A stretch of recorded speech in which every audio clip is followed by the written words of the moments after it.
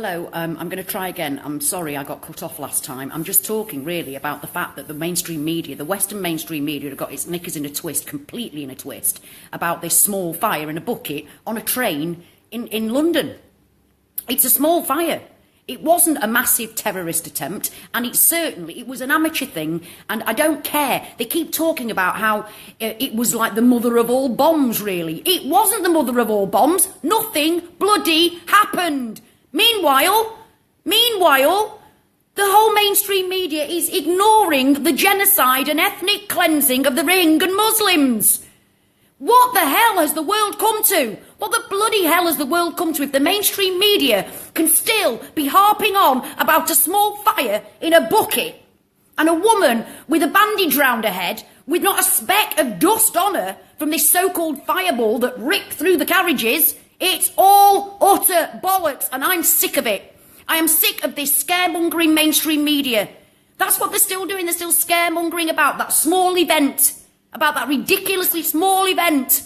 And meanwhile, hundreds of thousands of Rohingya Muslims are being murdered every day. Do you know what they do? Do you know what I saw the other day?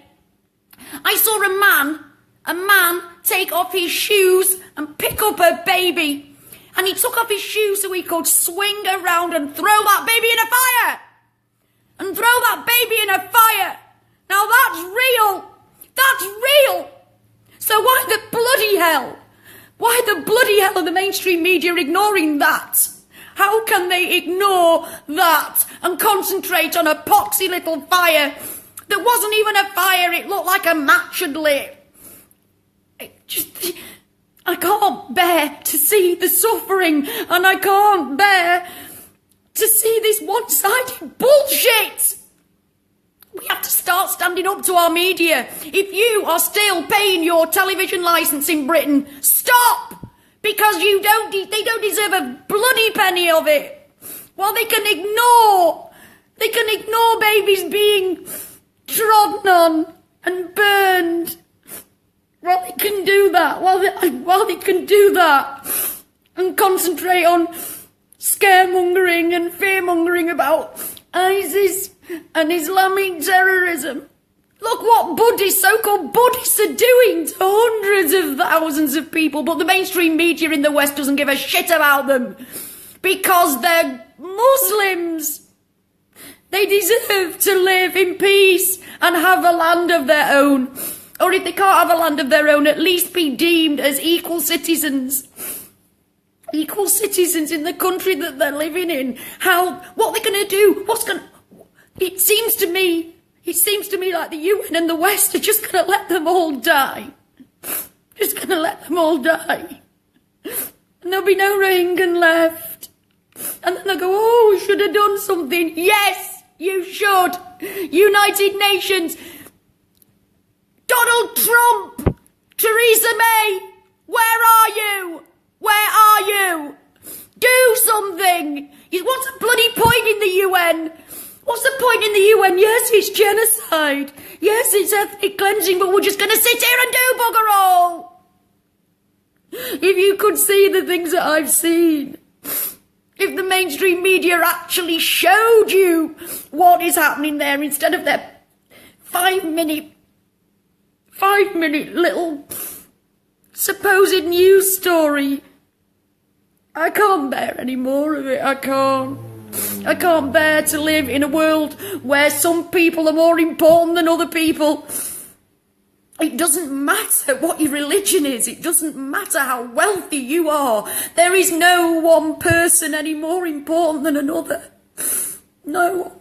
So please, if you're seeing this, speak out for the Rohingya Muslims before there's just none of them left.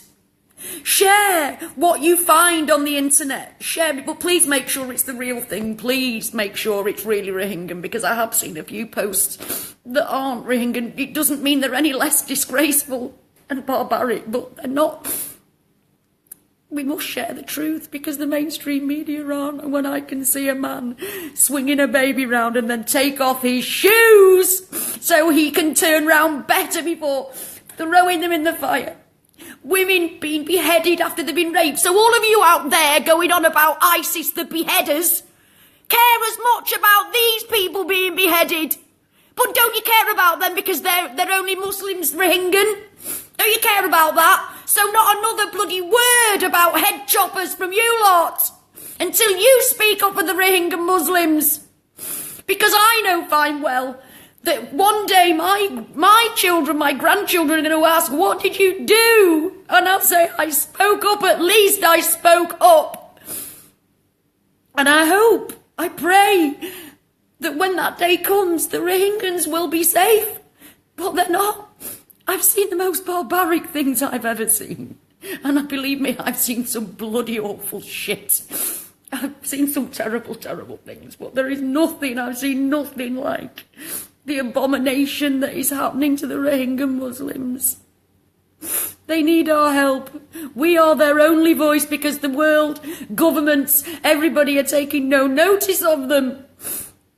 Apparently this, whatever her name is, Anjum, whatever her bloody name is, wouldn't let the United Nations in to the country.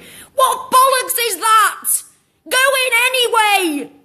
If there was oil there, they'd be in it like bloody Flynn, wouldn't they? So what's the difference? Come on, tell me. Tell me, world. Tell me, United Nations. What is the difference? Why aren't you going in stopping a genocide? Why? Tell me why. When you go into every other bloody country that doesn't agree with what you want, you go in there marching and all over the place. And our media is an absolute bloody disgrace. A disgrace. They can ignore the fact that women are being raped and beheaded. Children, I've seen children having their heads a man stood on the head of a toddler. For the love of God,